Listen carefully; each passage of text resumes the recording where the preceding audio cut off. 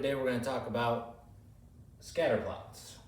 A scatterplot is a type of graph that allows you to look at two sets of data and determine how closely related they are.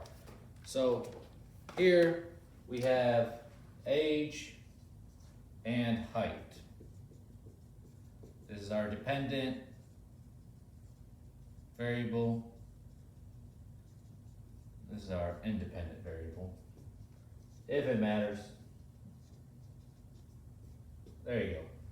So this is a scatter plot. There's no real anything to it. It's just basically plotting a bunch of data that you have. So I have one 15-year-old that's 64 inches, and I have one 15-year-old that's 66 inches. I only asked two 15-year-olds, and they were the only ones that fit the data that I was doing. So in this case, I'm doing all data above 64. If you see these little squiggly lines here, that just means it's a break. So I'm not going to do anything before the age of 15. So 14, 13, 12, I'm not doing any of those ages for this scatter plot. Same thing here. I don't want anybody below 64 inches in my scatter plot for the data. So now, could there be other 15-year-olds that I observed for this that just didn't meet the criteria? Yes. So that's just what it is. So this 16-year-old is 64 inches, whereas this 18-year-old is 78 inches. So it just shows how the data relates. So now I'm going to ask a couple questions. So A, how many 16-year-olds are over 70 inches? So I look for my 16-year-olds and I look up to 70. Now I'm not asking if they're 70, how many are over 70? So just one is my answer. And that would just be this little guy right here. All right. So now the next thing I'm going to ask, just by looking at this data, is how many 18-year-olds are there? So how many 18-year-olds did I survey that meet the criteria of this? So I count. So I go over at 18.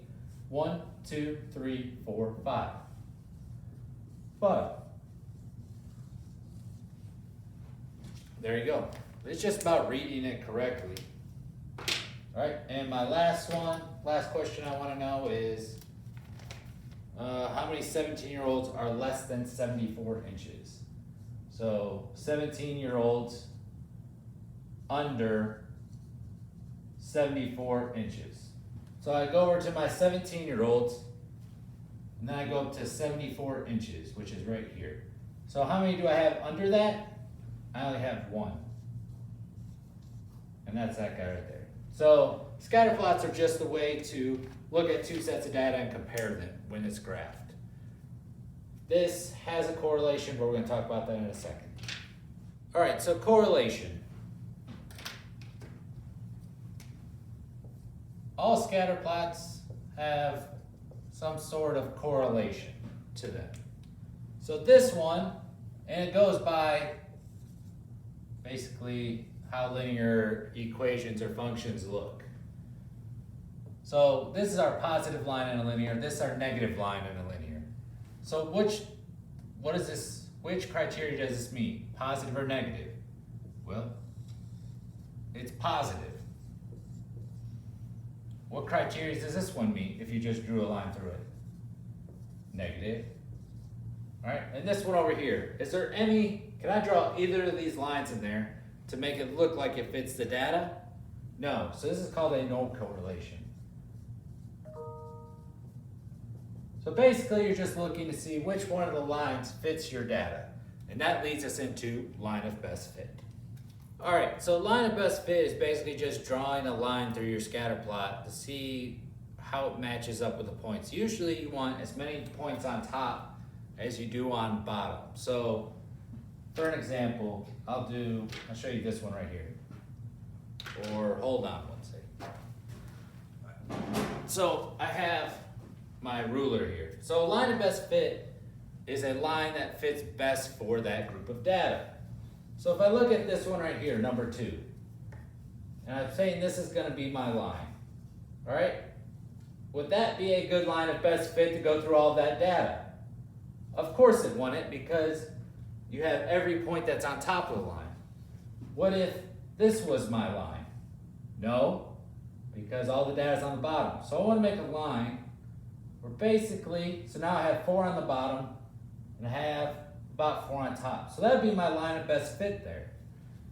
So it's a line that goes through it that fits most of the data, because this isn't a linear function or a linear equation. What it is just a group of data that you need to be able to show a correlation with. And predict is what it's going to do. So if I find a line of best fit, I can estimate what my data will be later on. So my line of best fit right here would be there. So I have 4 on the bottom, it goes through 2 of the points, and then I have another 4 on top. It doesn't always have to be that way, but that's just a general rule of thumb.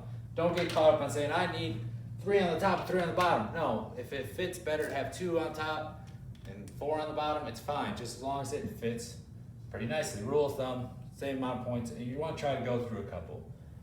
So that's your line of best fit, but what's the correlation here? The correlation here is positive. All right, so now let's come over to this one. Let's find our line of best fit here. So would our line of best fit here be like this? No, because it's not even hitting half the data. What you want to do here is get through most of the data and keep it close together. Could I draw that line right there? Yes, but would it be wrong? Yes, because it's not showing the data correctly. So this one,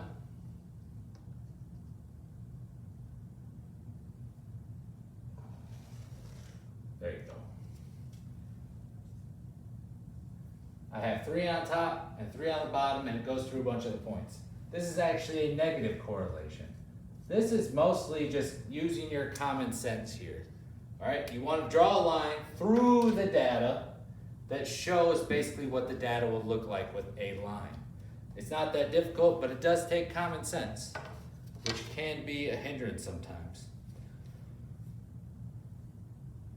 We'll just keep going with this. So here, we'll do this one here, and we're going to just say this is props number 3 for the fun of it.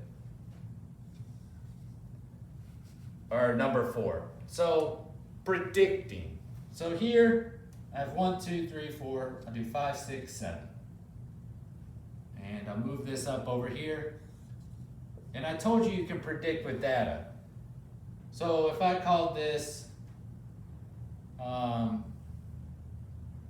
time, and I called this distance over here, I can predict how far I'm going to be after a certain amount of time, saying these are all individuals that do it. So if I say this is 1, 2, 3, 4, 5, 6, 7. Now I don't have any data out here for 7.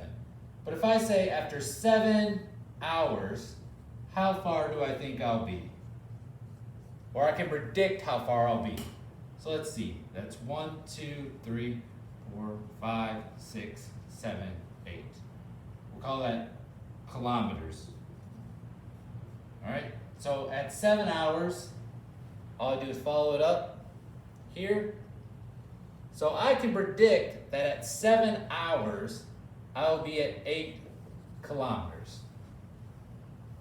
Is that correct? No, but it's a prediction based on how my line is going to be. So let's try it over here. Let's say, let's do another number right here. Let's say it's 1, 2, 3, 4, 5. Let's say the same thing.